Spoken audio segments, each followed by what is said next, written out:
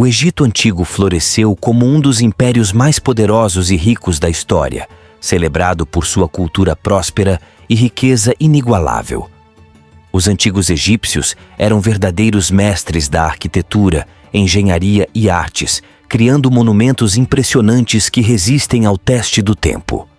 Entre essas proezas monumentais estão as icônicas pirâmides, majestosos templos e outras obras públicas que simbolizavam seu poder e civilização. O coração da grandiosidade egípcia era governado por uma líder cativante e visionária, Cleópatra. Ascendendo ao trono aos 18 anos, após o falecimento de seu pai, Ptolemeu XII, em 51 a.C., Cleópatra deixou uma marca indelével na história. Ela era conhecida não apenas por seu mecenato às artes, mas também por sua corte que atraía os mais renomados artistas, escritores e estudiosos de seu tempo. Cleópatra, uma erudita e poetisa fluente em várias línguas, incluindo grego, egípcio e latim, compartilhava o trono como corregente com seu jovem irmão, Ptolemeu XIII, que também era seu esposo, como era costume na cultura egípcia. No entanto, essa aliança estava repleta de tensões devido à influência dos conselheiros de Ptolemeu, em sua maioria eunucos, que viam Cleópatra como uma ameaça.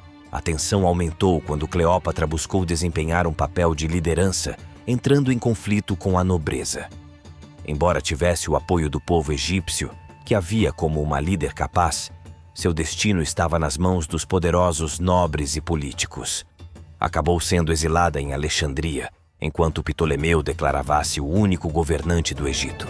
Existem diversas teorias sobre por que Ptolemeu optou por não matar Cleópatra, mas apenas exilá-la. Uma possibilidade é que ele hesitou em tomar uma ação tão extrema contra sua própria irmã, o que poderia ser visto como uma violação dos valores tradicionais egípcios. No entanto, essa decisão pode não ter sido sua, mas sim de Potinos, influente eunuco e principal conselheiro do jovem faraó. Cleópatra, longe de aceitar seu exílio, arquitetou seu retorno ao trono. Em 48 a.C., desembarcou em Palúzium com um exército determinado a retomar seu lugar legítimo. Após uma série de batalhas, suas forças capturaram a cidade e derrotaram o exército de Ptolemeu, que, por sua vez, conseguiu retomar Alexandria.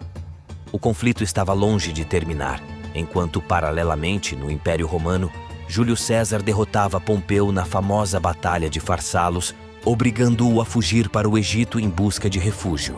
Pompeu, que havia concedido grande soma de dinheiro ao Egito em tempos passados, buscou a ajuda do faraó, acreditando que este estava em dívida com ele.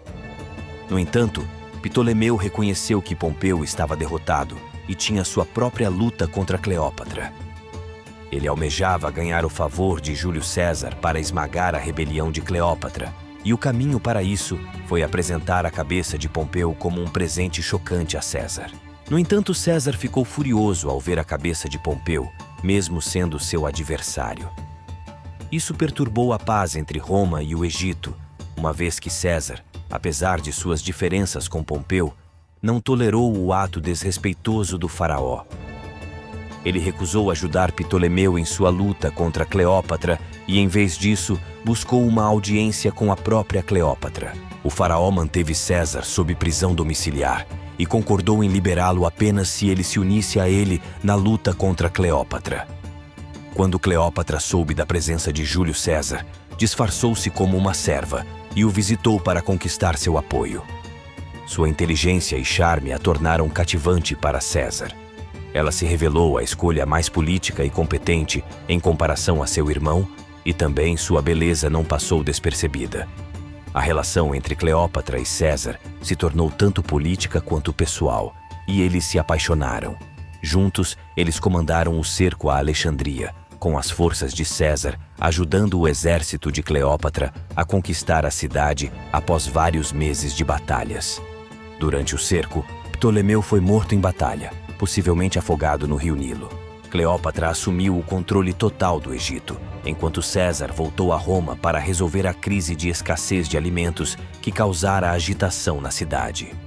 Apesar de resolver o problema da escassez de alimentos, César consolidou seu poder e seu relacionamento com a rainha egípcia não foi bem recebido por senadores poderosos na República Romana.